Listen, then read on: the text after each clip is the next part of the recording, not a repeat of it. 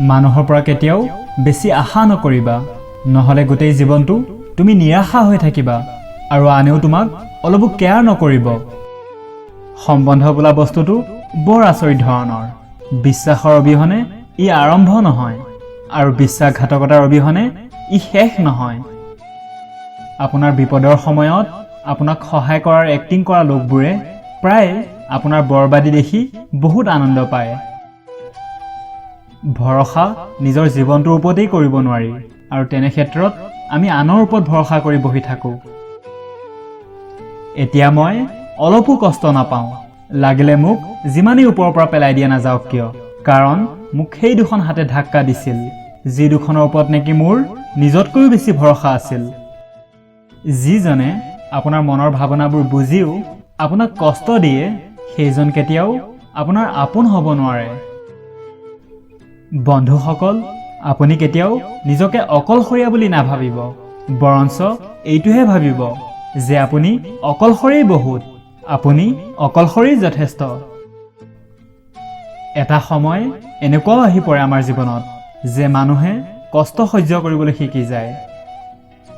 কাৰোবাক বিচৰাটো ভুল কথা নহয়, কিন্তু কাৰোবাক বিচাৰি তেওঁক এৰি দিয়াটোহে ডাঙৰ ভুল কথা। যেতিয়া মই ডুবিছিলোঁ, সাগৰখনেও যেন আচৰিত মানিলে যে কি যে আচৰিত মানুহ এইজন, কাকোৱেই নিচিঞৰে। সঁচা প্ৰেম প্ৰায় ভুল মানুহৰ লগতেই হৈ যায়। ভাল লোকে আমাৰ জীৱনত আমাক আনন্দ দি থৈ যায় আৰু বেয়া লোকে আমাক ভাল শিক্ষা দি থৈ যায়। এতিয়া এনেকুৱা এটা যুগ চলি আছে যে ধৰ্মৰ নামত সকলো মানুহে কাজিয়া পেচাল কৰিবলৈ সাজু আছে, কিন্তু ধৰ্মৰ ৰাস্তাত আগুৱাই যাবলৈ কোনো সাজু নাই। বন্ধুসকল, নিজৰ দুখ কষ্টবোৰৰ বিষয়ে কেৱল সেইবোৰ লোককহে কওক যিবোৰৰ নেকি তোমাৰ দুখ কষ্টবোৰক বুজিবলৈ যোগ্যতা কণ আছে। বেলেগৰ হৃদয়ত নিজৰ বাবে ঠাই বিচাৰিবলৈ বন্ধ কৰা, চাবা তেতিয়া তুমি বহুত সুখত থাকিব পাৰিবা। বিপদৰ সময়ত যিজন লোকে আপোনাৰ লগ এৰি দিছিল এইটো কথা মানি ল'ব যে তেওঁ আপোনাৰ লগত কোনোদিনেই নাছিল। বেলেগৰ চিন্তাতকৈ অলপ বেছি কৰি দেখুওৱা, এইটোৱেই হৈছে তোমাৰ সফলতা।